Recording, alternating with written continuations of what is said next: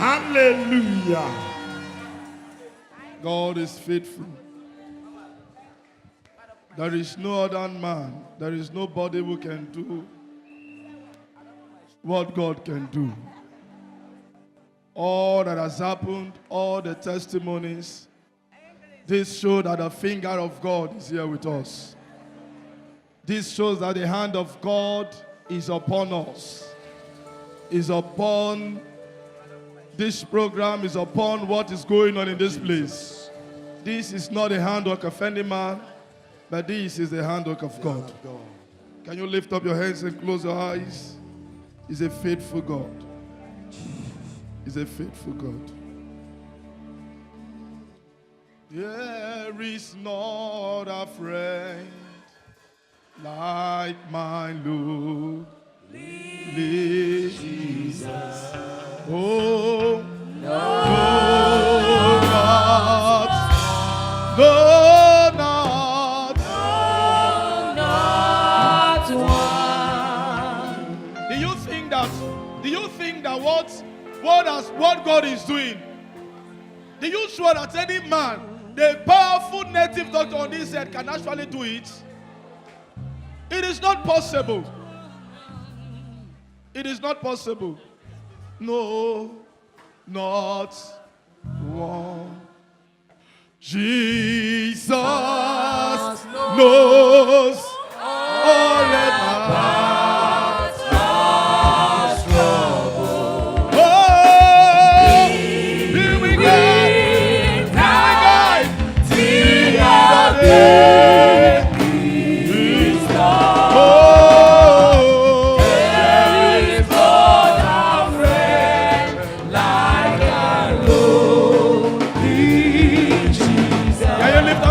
Appreciate it. He's a lovely friend.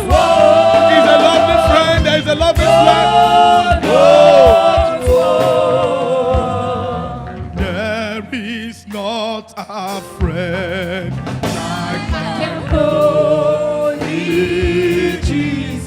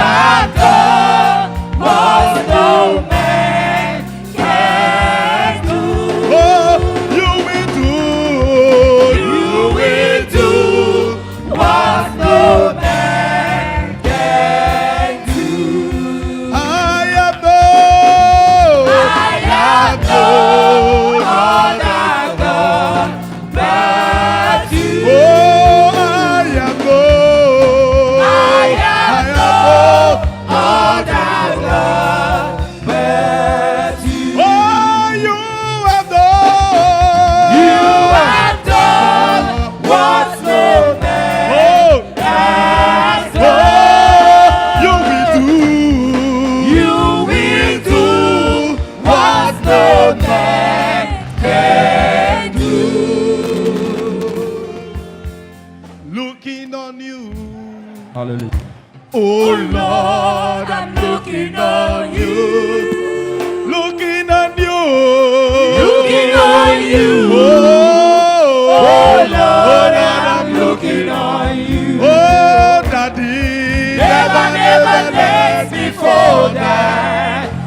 Oh Lord, I'm looking on you. Oh Jesus, Never let me go down. Oh Lord, I'm looking on you. Father, this is our confession this morning. That our hope, our trust is on you. Lord, we cannot do without you. We cannot do without you. You are the Almighty God. You are the only one that can do all things. You are the God of impossibilities. You are the God that can make the impossible to become possible. Lord, we appreciate you. Take all the glory. For in Jesus' name, we have prayed. Can you have your seat in the presence of God?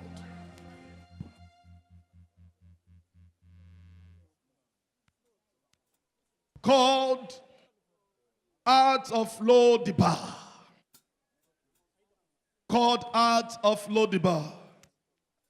2 Samuel chapter 9, verse 1.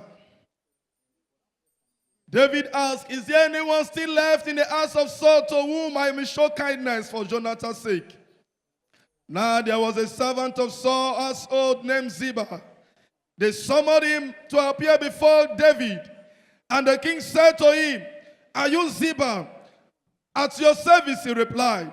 The king asked, is there no one still alive from the house of Saul to whom I can show God's kindness?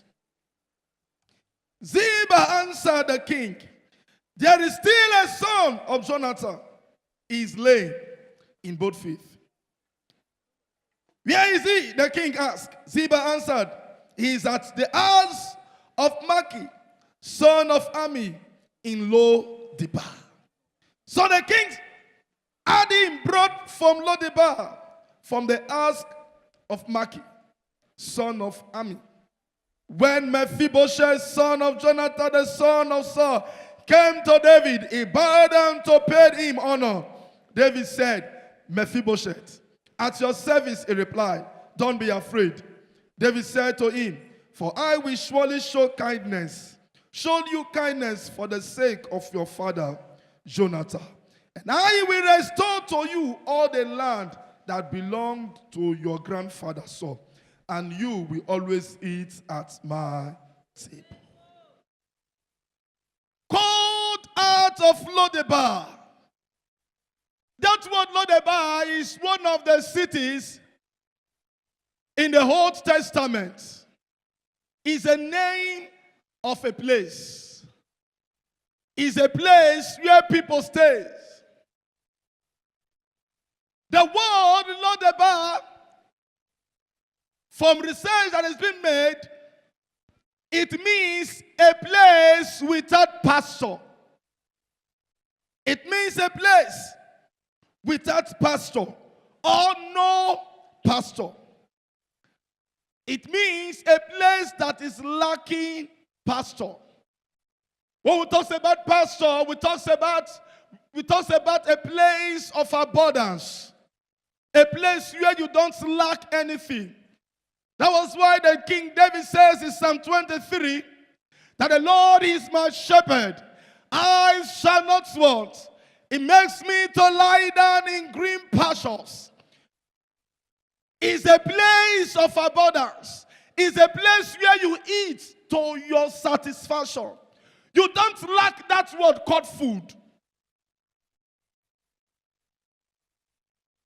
We can also, for the sake made, other definition that was given to that word, Lo-debar, it means nothing. A town that nothing happens. Is a very dry place. Nothing happens in such a place. Lo-debar is a very dry place. Nothing good happens in that environment. It's a place where people that have been forgotten, they are staying. In our present day, we can refer to it as a ghetto. Ghetto is a place, they see ghetto as a place where people that has been abandoned, they are staying.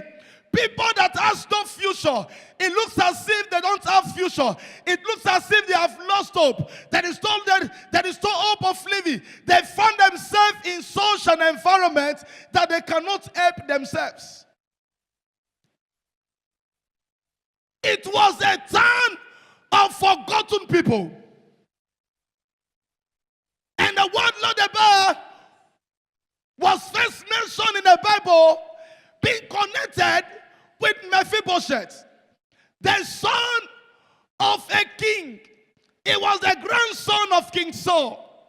His father was Jonathan. And Bible says, a time came after the death of his father and grandfather. A time came that David wanted to show kindness to the house of Saul because of his father, who was so kind to him, who have been a good friend to him. Mephibosheth was a cripple. And what resulted to that at the time of war, when the Philistine, they killed his father and grandfather. When the news came, the nurse who was taking care of him, because he was a little child of about 5 years old, the nurse was afraid. And he carried this young child. They were running away so that the child will not die also. And as they were running away, Bible said the nurse that carried this child, she fell with the child. And from that day, the child became a cripple. They fell. Both of them fell. And it affected the 2 legs of this young child. That was how Mephibosheth, he became a cripple. And he found himself, the nurse took him to that city called Lo-debar, a city that nothing good happens. He took him to a ghetto to stay. A son of a king that's supposed to stay in the palace, that's supposed to enjoy life. A child that was born with a silver spoon. Condition of life took him to Lo-debar. Here there is no hope. A place, people that have been counted out, people that are not recognized, people that they see them as people without future. They took him to such an environment to stay. And he was living with such a people. When you look at our book of common prayer, it said that Lo-debar was habitation of outcast. You know what they call outcast? People when they pursue come out for town, go to bush to stay. It's a place where armed robbers they are staying. It's a place of people who did not go to school, uneducated people. It's a place where people without skills they are living. It's a place where people who have no hope in the society they are staying. These are people who have been regarded in the society as people without future. Most people today, they have found themselves in Lo-debar. Most people are living in Lo-debar, not because they have done something that is wrong, not because they actually wanted to stay in Lo-debar, but condition of life took them to Lo-debar. It was not in fault that he wants to leave the palace and goes to Lo-debar to stay where nothing happens. It's just that condition of life found him in such an environment.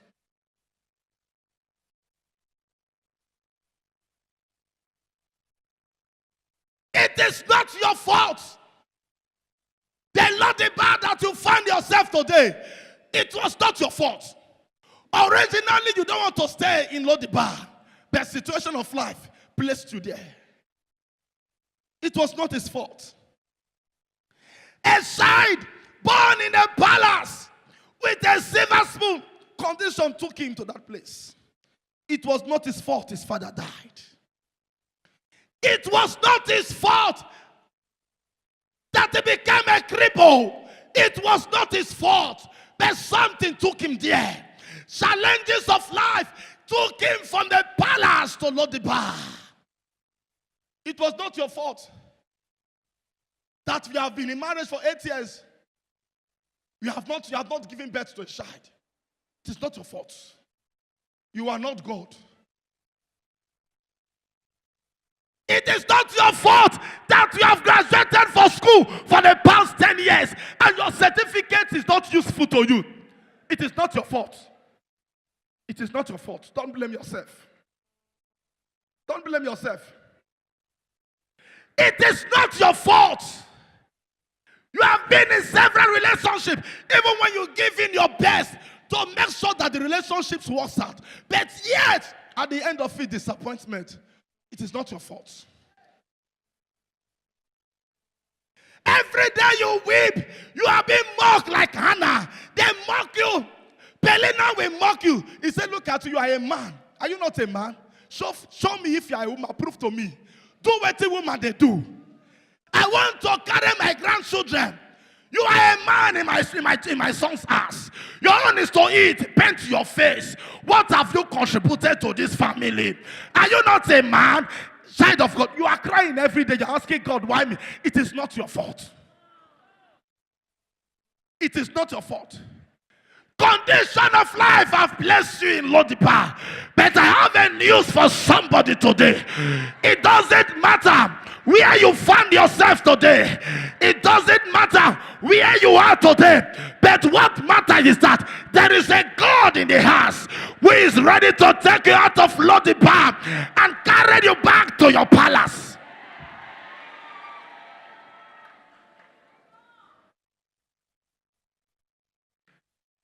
Mephibosheth, they took him from the palace. They took him to Lodibar, it's a stupid place.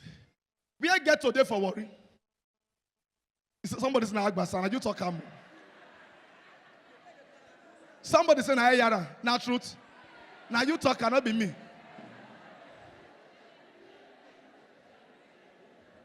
How can somebody who has been staying in GROA suddenly he found himself in a place where you call just stand and you talk him. You leave duplex. You find yourself in not be even one room better passer. Kishi where somebody park come out for. Now there you call they stay. They took you from the palace to Lodibar to stay. Side of God, I knew originally you wouldn't want to stay in that place, but condition of life took you to there. Don't worry. There is a God.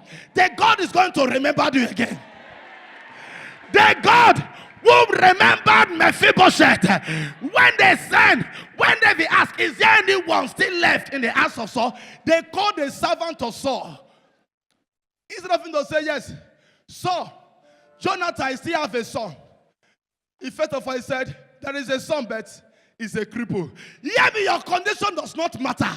What matters is that when God wants to appear, when God comes into the scene, when God is being involved, your condition cannot stop you. The woman said, that woman, when his children never marry, that was Lodibar for that woman. As at that time, that was a Lodibar.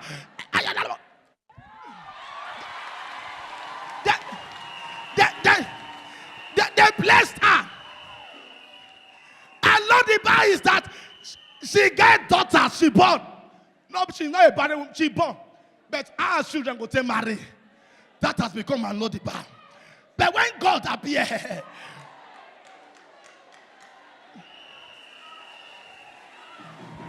there was a question, is there anyone still left in the house of Jonathan, in the house of Saul, that I may show kindness?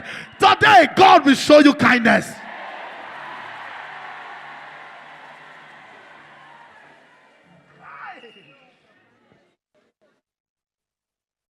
Mephibosheth, he was a victim of circumstances.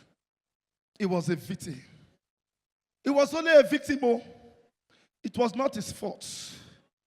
It was not his fault. I want to give a little definition of Lodibar in my own terms. Lodibar is a place where destinies, where dreams and vision cannot come to reality.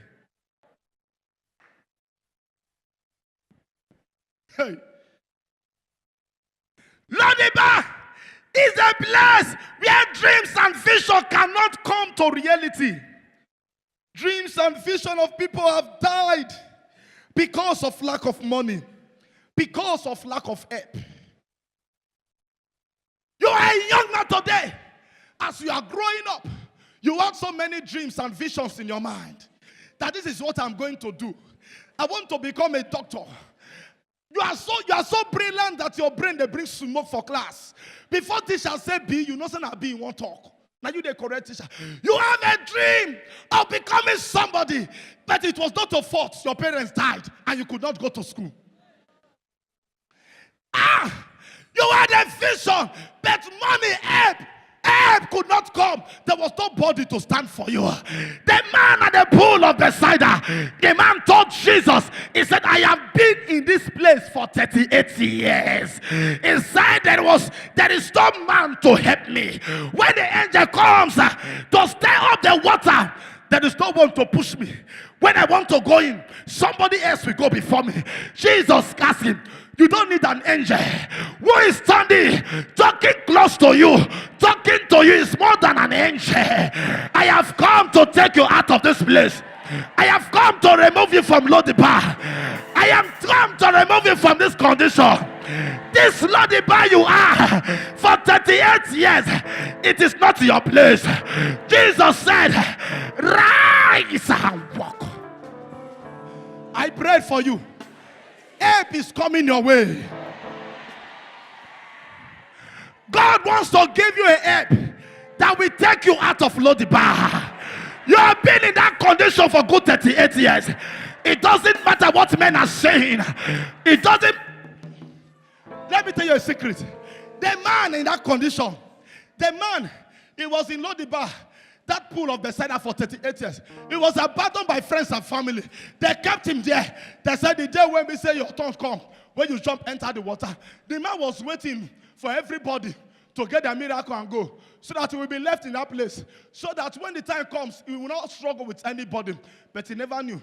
That is not the plan of God. God has a plan. I pray for somebody hearing my voice.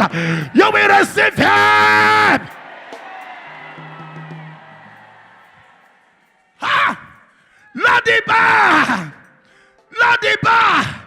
Lodibar is a place of no hope, where everything is hopeless. Lodibar is a place where you lost hope. It's a hopeless place. Sarah, in Genesis 16, she lost hope of God's miracle. Even when she was promised that you will have a child, a time came she lost that hope. She saw a situation as hopeless situation because she was very old to give birth to a child. Her womb cannot carry the child. Her womb is very dry to carry the child. But when the time came for God to fulfill his word, in the book of Ezekiel 37, God told Ezekiel, don't worry. People are seeing those bones as hopeless situation, but I have a plan. God told Ezekiel, prophesy. Ezekiel, prophesy. I pray for you, dry bones will rise again. Hopeless situations, they will rise again. Dry bones shall rise.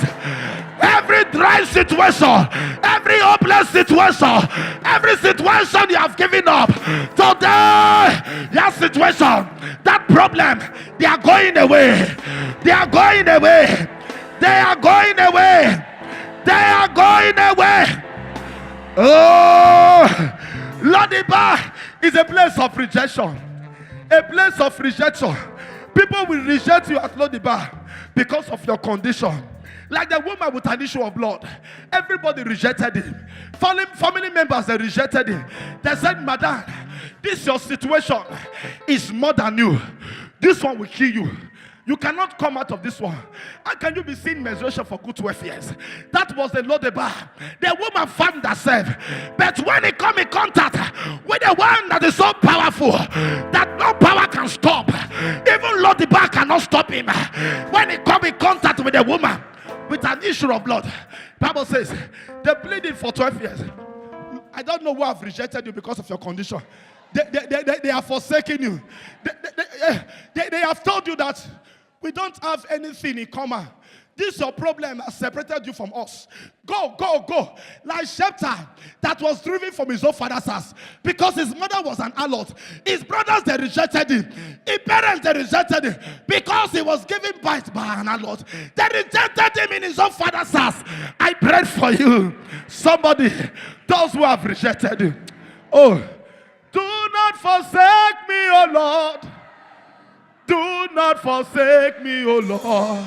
Oh, I am your child, Jesus. Do not forsake me. When the mountain seems so high, when the valley seems so low, I am your child, Jesus. Do not forsake me. Lodiba is a place where you have been addicted to drugs. You might be in the house. You are addicted to one drug or the other. You are looking for a way to come out of it, but you cannot help yourself. You have even tried to. You don't come up for that area where you get friends where they take drugs. But still yet, something still drag you back from where you are staying. We drag you back. You must go to ghetto. You must take something. Your brain must hot. You are too gentle. Your blood is too cold. You need to hot your blood. Something still take you back to that ghetto to take drugs. Oh, you are here. You are addicted to Yahoo. You know yourself. Even when Fika will be praying, carry your material. You will carry your phone, your iPad, everything you will use for your Yahoo business. That is your material. People have talked to you. You have said, I will come out of it. I know it's a bad thing. I know it's a bad thing. But I don't know what to do because there is no job. That might be your Lodibar. It might be that you have involved yourself in sin. Sin. You know the sin you are doing. You know that thing you are doing. You have tried to come out of it. But yet the more you try, the more you find yourself in it.